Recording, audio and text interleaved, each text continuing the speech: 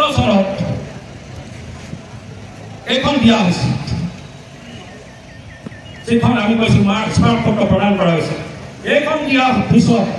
এইখন উচ্ছেদ কৰিবৰ কাৰণে জাননী ওলাইছিল এতিয়া আটাইতকৈ ডাঙৰ কথা আৰু এটা যে পৌৰসভাই যিটো আবণ্টনী ছবিঘা মাটি আপুনি তাত দেখিছে তাত জয়লাল ভাস্কৰ বুলি এজন মানুহৰ নামত আবণ্টন আছে জয়লাল ভাস্কৰে যেতিয়া কৰিলে তেতিয়া তেওঁৰ পুত্ৰী চন্দ্ৰ ভাস্কৰৰ নামত সেই মাটিখিনি আহিল আৰু যেতিয়া চন্দ্ৰ ভাস্কৰ এই আজাদ চৌধুৰী নামেৰে গোলামীৰ মানুহটোৰ কথা আমি কৈছোঁ এই আজাদ চৌধুৰীয়ে এজন সন্দেহযুক্ত নাগৰিকৰ লগত এই চন্দ্ৰ ভাস্কৰৰ বিবাহ কৰালে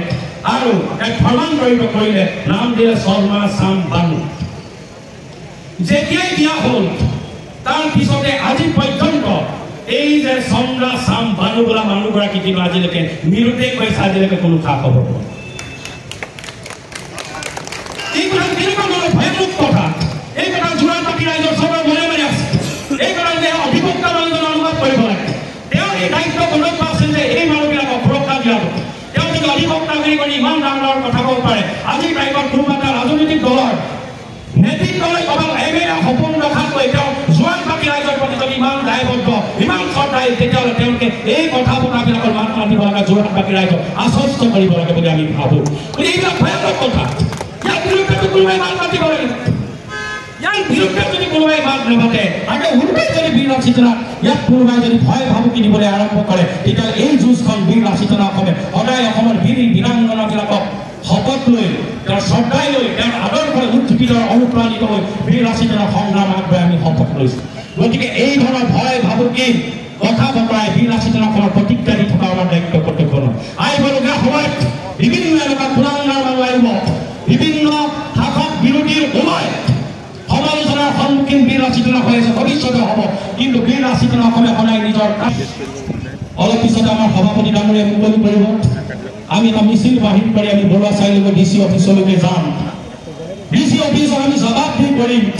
আৰু এটা কথা আমি কৈ দিম যে যদি 2-3 দিনৰ ভিতৰত আজাদ চৌধুৰীকে আদি কৰি যিসকল সন্দেহযুক্ত নাগৰিকৰে বিচৰণ কৰি আছে তেওঁলোকৰ ক্ষেত্ৰত যদি যাৱতীয় ব্যৱস্থা গ্ৰহণ নকৰে সন্দেহযুক্ত নাগৰিক আজাদ চৌধুৰীয়ে 74 এখন মিউনিচিপালিটিৰ জন্ম প্ৰমাণ পত্ৰ দেখাইছে আমি জনাতো অসম চুক্তিৰ পিছত 85 চনৰ পিছত 89ৰ পৰাই জন্মৰ এইবিলাক দিয়া প্ৰক্ৰিয়া আৰম্ভ হৈছে গতিকে ইয়াতে সন্দেহযুক্ত নাগৰিকৰ ৰাতিপুৱাৰ ভিতৰতে আমাৰ মানুহৰ সহযোগতে ভুৱা নথি পত্ৰ উলিয়াই যে গজগজীয়া হৈ আছে ইয়াৰ এটা বিচাৰ নিশ্চিতভাৱে কৰিব লাগে আৰু যদিহে দৃষ্টি নকৰে তেতিয়াহ'লে আমি এটা নিৰন্তৰ যে সংগ্ৰাম আগবঢ়াই নিম সেই কথাটো স্পষ্ট আজি বহুত এটা মেৰু বিভাজন কৰিবৰ কাৰণে চেষ্টা কৰিছোঁ ঢাকাই পাতি কেৱল সন্দেহযুক্ত নাগৰিকৰ বিচৰণ বুলি ক'বলৈ আৰম্ভ কৰিছে কিন্তু সেই বাৰ্তা বীৰ ৰাচিতনা অসমৰ পৰা দিয়া পালে আজি যিজন ঢাকাই পাতি আজি এটা কমাৰ্চিয়েল ৰোড বুলি কৈছে সেই অঞ্চলত আমাৰ কিলোমিটাৰ মানুহ তাত বসবাস কৰি আছে কিলোমিটাৰৰ আধিপত্য ভৱিষ্যত প্ৰতিষ্ঠা হ'ব লাগিব কিন্তু তাকেই নহয় আজি আজাদ চৌধুৰীৰ দৰে কোনোবা সন্দেহযুক্ত নাগৰিকৰ যি ধৰণে তাত অবাধ ভেদভাৱ হৈছে অবাধ দপদপনি হৈছে এই কথাখিনি কিন্তু সহ্য কৰিবলগীয়া কথা নহয় সেইকাৰণে আমাৰ আজি দাবী হ'ব এইটোৱে যে এই ক্ষেত্ৰত যাতে চৰকাৰে এটা বিহিত ব্যৱস্থা গ্ৰহণ কৰে তাকে নাতি উত্থাপন কৰিছে যদি উত্থাপন হয় তেতিয়া এটা পৰৱৰ্তী কাৰ্যসূচী আমি নিশ্চিতভাৱে গ্ৰহণ কৰিম আৰু আজি সমবেত হৃদয়ত ধ্বনিত প্ৰতিধ্বনিত হৈ আছে সেইটোৱে কথাটো শাসকল কুটিল চক্ৰান্তত হাতত বন্দী আমাৰ কণ্ঠ মই দেখিয়ে লৈছোঁ মোৰ অলপ আগত যেতিয়া এই কথাখিনি মনলৈ আহিছিল মুকলি কৰিবৰ কাৰণে আমাৰ সন্মানীয় সভাপতি ডাঙৰীয়া আমাৰ মাজত উপস্থিত আছে তেওঁকল তাৰপিছতে শ্লোগানেৰে শৃংখল চলীয়া সমগ্ৰটোক নেতৃত্ব প্ৰদান কৰিব মই সভাপতি ডাঙৰীয়াক কথাৰ বক্তব্য কৰোঁ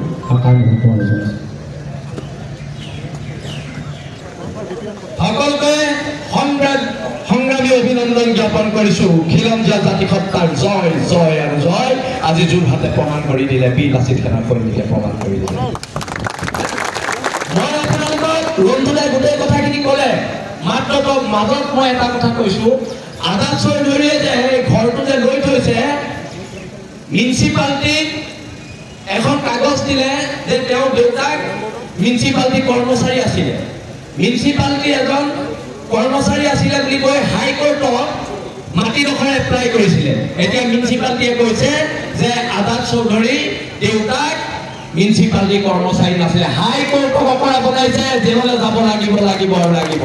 হাইকোৰ্টত ভুৱা তথ্য দিছে আজি বীৰ লাচিত থানাৰ ওপৰত সন্দেহ সকলোৰে সন্দেহ বিশেষকৈ জাতীয় সংগঠনৰ সন্দেহ মই কৈ দিছো বীৰ লাচিত থানাৰ জাতীয়তাবাদ কি যোৰহাটৰ মাছমতীয়া এটা অসমীয়াই এজনী ভানু বৰা নামৰ এজনী বিধৱা মহিলাৰ দোকান এখন দখল কৰি থৈ দিলে বিভিন্ন সংগঠনৰ ওচৰলৈ গ'ল কোনো উলিয়াই দিব নোৱাৰিলে তাৰপৰা বীৰ লাচিত থানাৰ ওচৰলৈ আহিলে মানুহগৰাকীয়ে আমাক এপ্লিকেশ্যন দিলে আমি গৈ ক'লো তই দোকান খালী কৰ পিছদিনা যোৰহাট জিলা সমিতিক 15 লাখ টকা দিবলৈ আহিছে যে আপোনালোকে তোকে চব নোহোলাব 15 লাখৰ 15 পইচাও আমি নললো পিছদিনা গৈ দোকান খালী কৰি মানুহজনী দোকান কটাই দিয়া হ'ল সেইটো হৈছে জাতীয়তাবাদ এনেকৈ চলিব কোৰ্টৰ আগত ধৰ্ণা দি জাতীয়তাবাদ নচলে জাতীয়তাবাদ মই আকৌ আৰু এটা উদাহৰণ দিছো লকডাউনৰ সময়ত এটা কোম্পানী 2,500 চাকৰি উলিয়াই দিলে চব অসমীয়া ল'ৰা হয় মই আছিলোঁ দুলীয়াজানত একদম কলিকতাৰ পৰা মানুহ আহি গ'ল আমাক লগ কৰিবলৈ আমাৰ এখন সৰু গাড়ী তেওঁলোকে এখন ডাঙৰ গাড়ী লৈ আহিছে আমাক কৈছে যে ক'ত কথা পাতিম কৰোণাৰ সময় সকলো বন্ধ আমি বোলো আপোনাৰ গাড়ীতে কথা পাতো তাৰপিছত সি আমাক কৈছে যে সংগঠন আপোনালোকে কেনেকৈ চলে মানুহৰ মাল কিমান সি আমাক পইচা দিব লৈছিলে 5 লাখ টকা তেতিয়া তাক ক'লো তই গাড়ী পৰা ওলাব নোৱাৰিবি তোক কিতা হ'ব তোক পিতম দিয়া হ'ব তাক ক'লো মই তোক যদি পিটিব নালাগে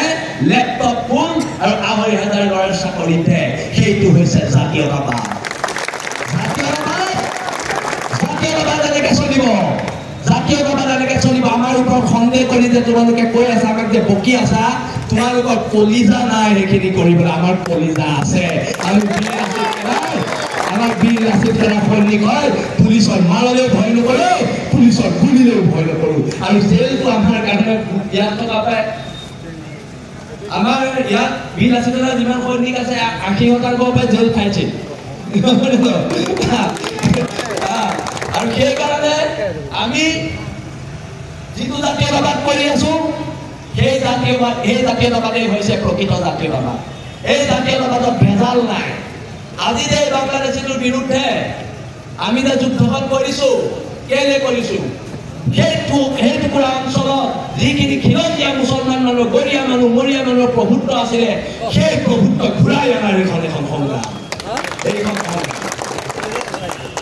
আৰু লুণ্ডুৰাই কোৱাৰ দৰে হিমন্ত বিশ্ব শৰ্মা আৰু গৌৰৱ গগৈ বীৰ লাচিত থানাৰ নেতা নহয় আমি আমাৰ সভাপতি আমাৰ মুখ্য সচিবক আমি নেতা হিচাপে মানে আগবাঢ়ি গৈছো আৰু যেতিয়ালৈকে এওঁলোক দুজন থাকিব পদত আমি তেতিয়ালৈকে এওঁলোক দুজনৰ নেতৃত্বত আমি কাম কৰি যাম সেইকাৰণে আমাক বেছি এইবিলাক কথা কৈ লাভ নাই এইবিলাক কথা কৈ আমাক লাভ নাই বীৰ লাচিত থানাৰ যিটো একতা সেইটো একতা হাজাৰ কোনোবাই কিবা ক'লেও নাভাগে আমি এতিয়া মিছিলটো আৰম্ভ কৰোঁ আমি খুব সুন্দৰকৈ হ'ব লাগিব যোৱাৰ কাৰণে যিটো মানসিক দৃঢ়তা আত্মবিশ্বাস আমাৰ মাজত থাকিব লাগিব সেই সকলো সৈনিককে আমি আহ্বান জনাম আজি প্ৰতিবাদী মিছিল ওলাই ল'ব যিবিলাক প্ৰতিবাদী কথা ক'বা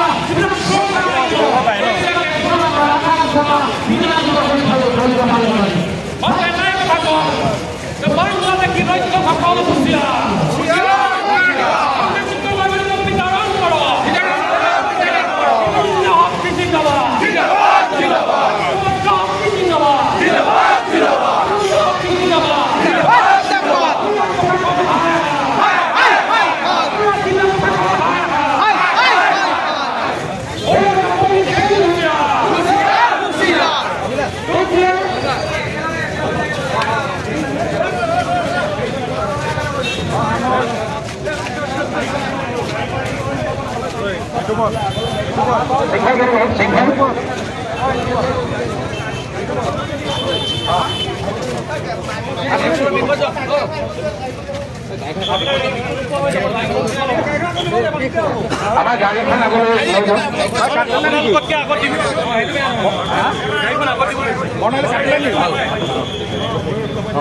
সকলোকে দুজন দুজনকৈ লাইন পাতিবলৈ আমি অনুৰোধ জনাইছোঁ।